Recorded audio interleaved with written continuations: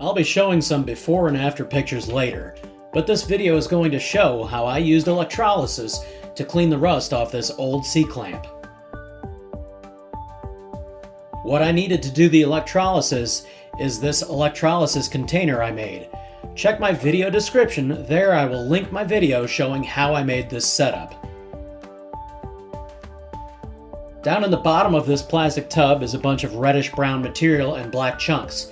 That's rust that was removed from the C-clamp and some of the oxides that were converted from red iron oxide into a softer black iron oxide that easily brushes away or falls off during the process. The liquid you see in the tub is a combination of water and washing soda, which is sodium carbonate. You may be more familiar with sodium bicarbonate, which is also known as baking soda. That can be used, but the washing soda works better to make the water conductive for the electrolysis to take place. It's been raining a lot here, so I'm going to add rainwater.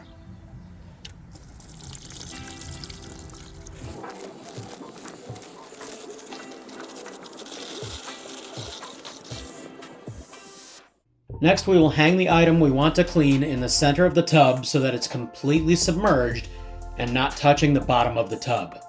The next thing you need is an older battery charger, not a smart charger, or some sort of power supply. The item we will be cleaning is referred to as the cathode. A cathode is basically an electrode where reduction reactions occur. On the outer edges of the plastic tub are the sacrificial metal rods, also known as anodes. The anodes are where oxidation occurs. For this reason, when hooking up the electrical connections from your charger or power supply, it is important that the negative cable is connected to the item you want to clean, and the positive cable is connected to the sacrificial anode rods. If you reverse them, you will actually take the good metal on the item you are trying to clean and oxidize it, damaging and rusting the item further. So once the connections are made and you turn the charger on, bubbles will slowly start to form. If everything is working correctly, bubbles will be coming off most of the item you are cleaning and also off of the anode rods. During this process, things are happening at the molecular level. The water in the tub, also known as H2O, is split into its two parts and forms oxygen bubbles at the anode rods and hydrogen bubbles at the item you are cleaning. Since hydrogen gas is coming up out of the tub, make sure to do this outside or in a well-ventilated area. I did have issues at first where the electrolysis was not working, and I will cover that now. I don't know how well you can see, but right in the center of the screen there is where I have the wire wrapped around my C-clamp, and there is bubbles coming from that area, but now you can see there's bubbles coming from the turn handle, and down here there's bubbles coming out. And what I did is I changed two different things. Before I had been using this rebar tie wire as what I wrapped around the clamp, and then I hooked it to the piece there, and then I put my clamp on the top of the wire. So it had to go from this wire through just basically a hook hanging connection and then into the clamp. And the other thing I changed was the whole exterior of the clamp was rusty, and so that wire wasn't making good connection to the metal inside of the clamp. When this wire was in the water, every part of this wire was bubbling, but no bubbles were coming from the clamp itself. By switching to this house wiring, you can see it's mainly insulated there, but then where you have it stripped back, then it can make connection. So there is some bare copper exposed right there, but most of it is making contact with the clamp. The rest of it is insulated, and so there's no bubbles coming from that part of the wire.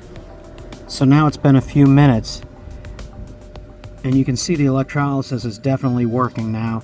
There's bubbles coming from the whole handle, there's bubbles coming from the threaded part, and even though the C-clamp there is a separate part than where I have the wire connected to, if we come over here, there is bubbles starting to come from it. So at least for now, it is making an electrical connection through the whole item. I've added an alligator clamp over to this other part that wasn't getting as good of connection, and you can see all the bubbles that are coming off of that part now. So when I started this electrolysis, the amp readout on my charger was at 2, and you can see it's gone down under 1 amp right now. What happens is, as the electrolysis is working and all these little chunks down here of rust are coming off of the item you're cleaning, the sacrificial metal that you have in here is starting to rust.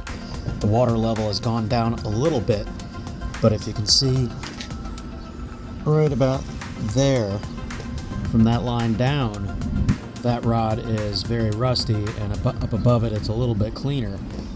So as those start rusting out, the process of the electrolysis slows down and the amperage decreases. So you may have to stop, clean the sacrificial metal off, and reconnect it. So that's what I'm going to do now, and after I clean it, we'll see if the amps goes back up.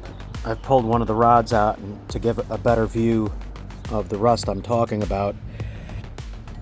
I had cleaned this rod from the bottom all the way up to here. Well, from here down was submerged, and you can see this is pretty clean metal, and then all of that is rusted now.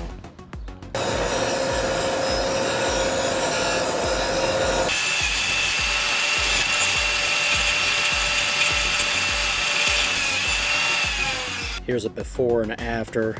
This one from here down is now clean. So now I just need to clean the other 3 rods. All right, all of the rods are cleaned and back in. So I'm going to plug it back in. And let's see what our amp reading is now.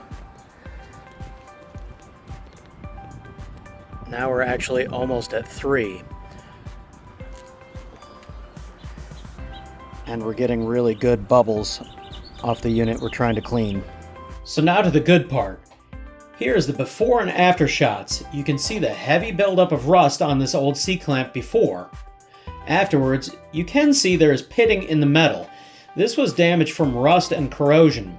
The electrolysis process will not damage your item if everything is hooked up correctly, and is such a safe method that this restoration process is sometimes even used on artifacts by museums.